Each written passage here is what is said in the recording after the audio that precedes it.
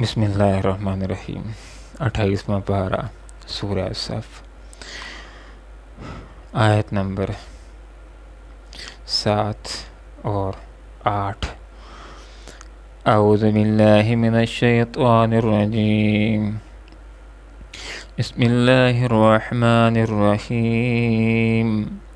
ومن اظلم ممن افترى على الله الكذب وهو يدعى الى الاسلام والله لا يهدي القوم الظالمين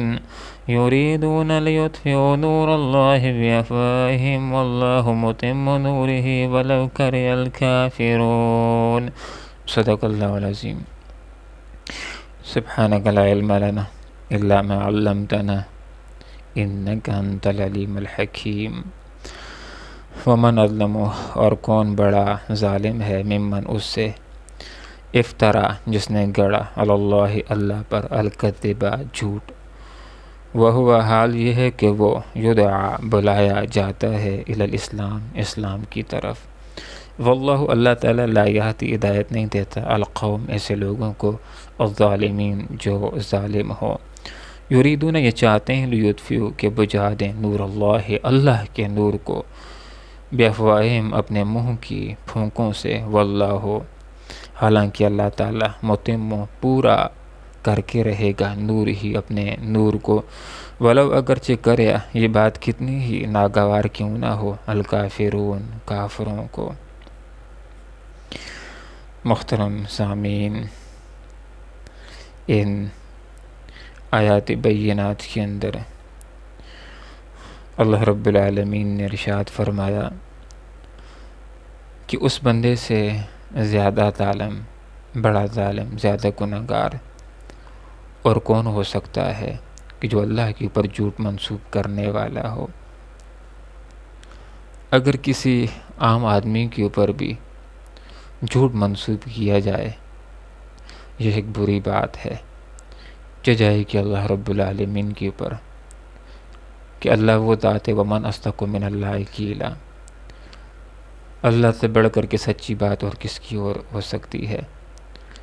اور اللہ کی طرف ایک آدمی جھوٹ منسوب کرنا شروع کر دے تو اس سے بڑا ظالم، اس سے بڑا مجرم اور اس سے بڑا گناہگار اور کوئی نہیں۔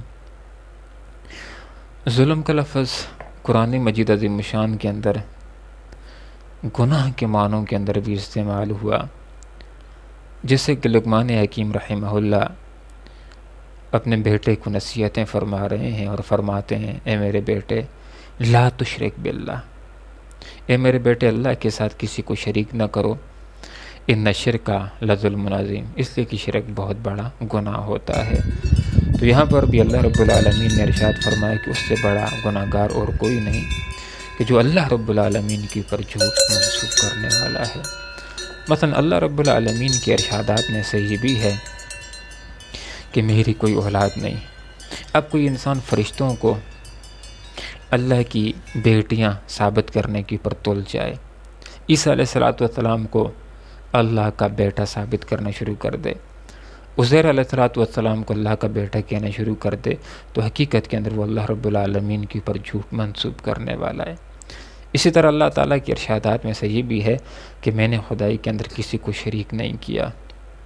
کوئی لات، کوئی عزا اور کوئی منات میری خدائی کے اندر شریک نہیں ہے۔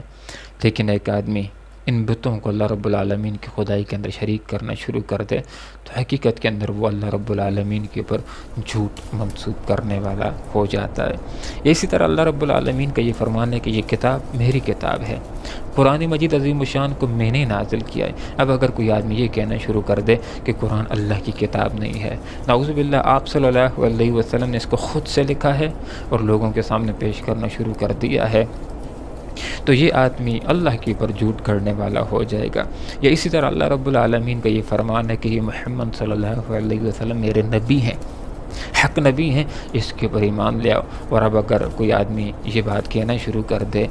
کہ آپ صلی اللہ علیہ وسلم اللہ کی طرف سے مبعوث شدہ نبی نہیں ہیں، تو وہ آدمی حقیقت میں اللہ رب العالمین کے اوپر جھوٹ گھڑنے والا ہے۔ تو اللہ رب العالمین نے یہاں پر فرمایا کہ اس بندے سے بڑھ کر کے گناہ گار کون ہو سکتا ہے جو اللہ کے اوپر جھوٹ گھڑنے والا ہو، اللہ کی طرف جھوٹ منسوب کرنے والا ہو۔ حال یہ ہے کہ اس بندے کو انتہائی پیار کے ساتھ، محبت کے ساتھ یدعا پکارا جا رہا ہے الی الاسلام، اسلام کی طرف، اس کو سلامتی کی راہ دکھائی جا رہی ہے، اس کو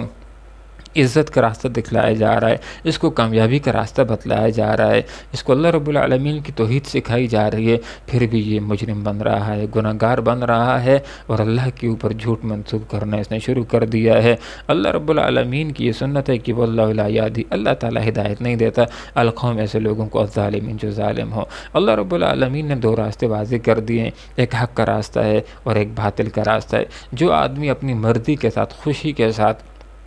باطل راستے کی پر چلنا چاہتا ہو، ظلم کے راستے کی پر چلنا چاہتا ہو، گناہ کے راستے کی پر چلنا چاہتا ہو، تو اللہ تعالیٰ کی یہ سنت نہیں ہے کہ جبراً اس کو حق کی ہدایت دے دے اور سیدھے راستے کی پر لے آئے۔ یہ اللہ رب العالمین کی سنت نہیں ہے کہ زور کے ذریعے سے اللہ تعالیٰ لوگوں کو مسلمان کر دے۔ اگر جبر کے ذریعے سے، طاقت کے ذریعے سے اللہ تعالیٰ لوگوں کو مسلمان رکھتا تو دنیا کا کوئی انسان فرعون بننے کی جرات نہ کر سکتا، کوئی انسان نمرود بننے کی جرات نہ کر سکتا۔ لیکن اللہ رب العالمین نے آزادی دی ہے، اختیار دیا ہے، جو حق راستے کو اختیار کرنا چاہتا ہے اللہ رب العالمین اس کو اس کی توفیق دیتے ہیں، جیسے کہ حضرت عمر رضی اللہ عنہ کو اللہ تعالیٰ نے توفیق دے دی۔ لیکن جو آدمی ضدی ہو، اڈدرم ہو، کفر ہی کو پسند کرنے والا ہو، جیسے کہ ابو جہل، تو ایسے لوگوں کو پھر اللہ تعالیٰ بزور ہدایت نہیں دیتا۔ یہاں پر اللہ تعالیٰ نے ارشاد فرمایا یریدون، یہ کافر چاہتے ہیں یطفئوا، کہ بجھا دیں نور اللہ رب العالمین کے نور کو۔ اللہ تعالیٰ کے نور کو، یہاں پر اللہ تعالیٰ کے نور سے مراد، نور اللہ سے مراد اللہ کا دین ہے، اللہ کا اسلام ہے، اللہ کا مذہب ہے، دین کے براہین ہیں، دلائل ہیں۔ تو یہ کفار یہ چاہتے ہیں کہ اللہ تعالیٰ کے دین کو مٹا دیں، مسلمانوں کو شہید کر دیں، تاکہ اسلام ختم ہو جائے، اسلام مٹ جائے، بے افواہم، اپنے منہ کی پھونکوں کے ساتھ۔ اللہ رب العالمین نے یہاں پر کفار کی ان تمام طاقتوں کو، کفار کی ان تمام سازشوں کو، کفار کی ان تمام جدوجہد کو جو اسلام کو مٹانے کے لیے وہ کر رہے ہیں، اس کو اللہ تعالیٰ نے منہ کی پھونکوں کے ساتھ تشبیہ دے دی ہے۔ فرمایا وہ اس اسلام کو اپنی طاقتوں، اپنی کوششوں، اپنے پروپیگنڈے کے ساتھ بالکل بھی مٹا نہیں سکیں گے، کیونکہ واللہ متم نورہ، اللہ تعالیٰ اپنے نور کو پورا کر کے رہے گا۔ اس وقت آیات بینات نازل ہو رہی تھیں، ایک مشکل دور تھا، آزمائشوں کا دور تھا، قربانیوں کا دور تھا، لیکن مکہ و مدینہ کے اوپر اسلام کو غالب کر دیا تھا، دین غالب ہو گیا تھا، اللہ کا نور اس وقت مکمل ہو گیا تھا، اور تھوڑی ہی عرصے کے اندر اسلام جزیرۃ العرب سے ایشیا کی طرف اور افریقہ کی طرف اور یورپ کے اندر دور دور تک پہنچ گیا، اور ایک غلبہ اسلام کو حاصل ہے جو شروع میں بھی حاصل تھا، آج بھی حاصل ہے اور قیامت تک حاصل رہے گا۔ وہ استدلالی غلبہ ہے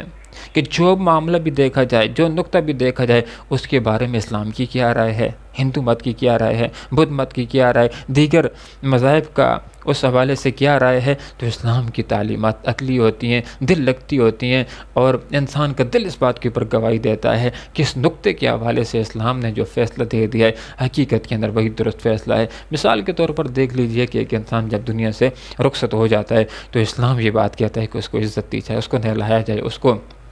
کفن دیا جائے، پورے جرگے کے ساتھ اس کا جنازہ پڑھا جائے، اللہ تعالیٰ سے اس کے لیے مغفرت کی دعا کی جائے اور اس کو قبر کے حوالے کیا جائے۔ کچھ دیگر مذاہب ایسے ہیں جو اس کو جلانے کی بات کرتے ہیں، جو اس کو پھینکنے کی بات کرتے ہیں، کچھ اس کو رکھ لیتے ہیں، جب بو آتی تو پھر پھینکنا شروع کر دیتے ہیں۔ لیکن جو معاملہ بھی اٹھایا جائے، خواہ میراث کی تقسیم کا ہو، جو بھی مسئلہ ہو، اس حوالے سے اسلام کی تعلیم دل لگتی تعلیم ہے۔ تو استدلالی میدان کے اندر اسلام پہلے بھی غالب تھا، آج بھی غالب، آئندہ بھی غالب رہے گا، اور مادی اور فوجی لحاظ سے بھی اسلام اس دور کے اندر غالب تھا۔ جب صحابہ کرام دنیا کے اندر موجود تھے، تعبین تھے، اسلام اس دور کے اندر سپر پاور کی حیثیت کے اندر تھا۔ آج کی کمزوریوں کی وجہ سے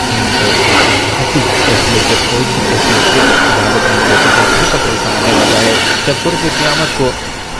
حضرت عیسیٰ علیہ السلام دنیا کے اندر تشریف لائیں گے،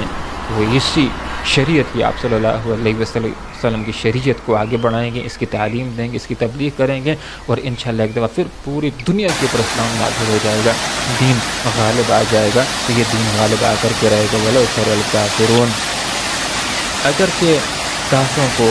یہ بات دین کے غالب ہونے کی، اسلام کی مکمل ہونے کی کتنی ناگوار کیوں نہ ہو، لیکن یہ دین غالب ہو کر کے رہے گا۔ ایک شاعر نے بھی یہ بات کہی ہے، نور خدا ہے کفر کی ہر خط پہ خط بازاں، نور خدا ہے کفر کی ہر خط پہ خندزاں، پھونکوں سے یہ چراغ بجھایا نہ جائے گا۔ محترم سامعین، ان آیات بینات کے اندر ہمارے سامنے یہ بات آتی ہے کہ اللہ کا دین، اس کو غالب کرنے کے لیے، اس کو